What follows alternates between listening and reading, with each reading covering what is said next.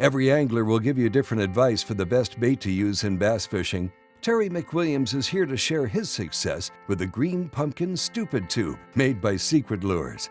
The Stupid Tube didn't come along until about 2006, but I've been actually throwing this bait, rigged similar to the way we're doing it now, since 2000. And at that time, a company sponsored, several companies sponsored the Indiana State team, but one of the companies was a tube company, and they give each one of us a 20-pack of Green Pumpkin tubes and 5 jig heads, and they were just round bend jig heads.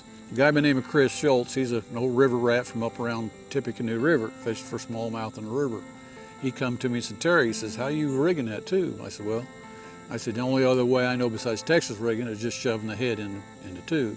He said, "Let me show you something." So he showed me how to rig it the way we're doing it now, what we call a Stupid Tube rig. So I went back to the room, tied my jig head on the line, and tried rigging the tube, and it wouldn't work. So I went back to his room. I said, "Chris, I can't rig it." He said, "First thing you done was tied it on the line first." I said, "Yes, sir." He said, "Everybody does it." He said, "You can't rig it that way. You got to rig it untied."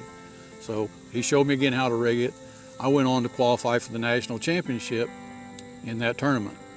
Went to Shreveport, Louisiana, didn't do real well. But in that tournament, I beat the guy that showed me how to rig the Stupid Tube by two pounds, and he didn't get to go any farther, and I got to go on to the national championship. That was in 2000.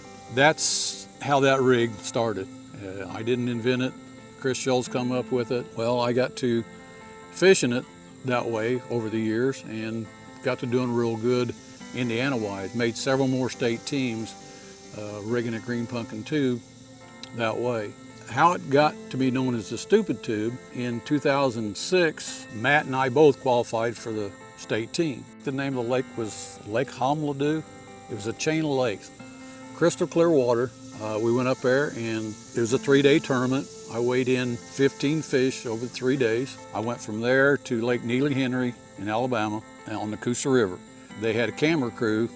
Whoever was leading their division, they put a camera crew in the boat. So I had a camera guy sitting on my Mercury motor, straddling it, filming me all day long. And about 1 o'clock, he said, "Hey, tell me a little bit about that bait you're throwing. That's the only thing you've thrown all day long." At that time, I swung it up into my hand and held it up like this. I didn't realize at the time, but he zoomed in on it. I said, "Back home, we call it a Stupid Tube." I told that story at the national championship. Didn't know it at the time, but at the end of the day, I qualified for the Bassmaster Classic. 2 weeks later, they showed the national championship on TV. I didn't realize at the time, but when I'm sitting there watching it on TV, it shows where they zoom in on the Stupid Tube. It said, "If you want to know more about the Stupid Tube and Terry McWilliams, go to fishindy.com. Well, the next day, on Monday, my website just blew up. People want to know where can you buy this Stupid Tube? Well, there really was no such thing as a Stupid Tube.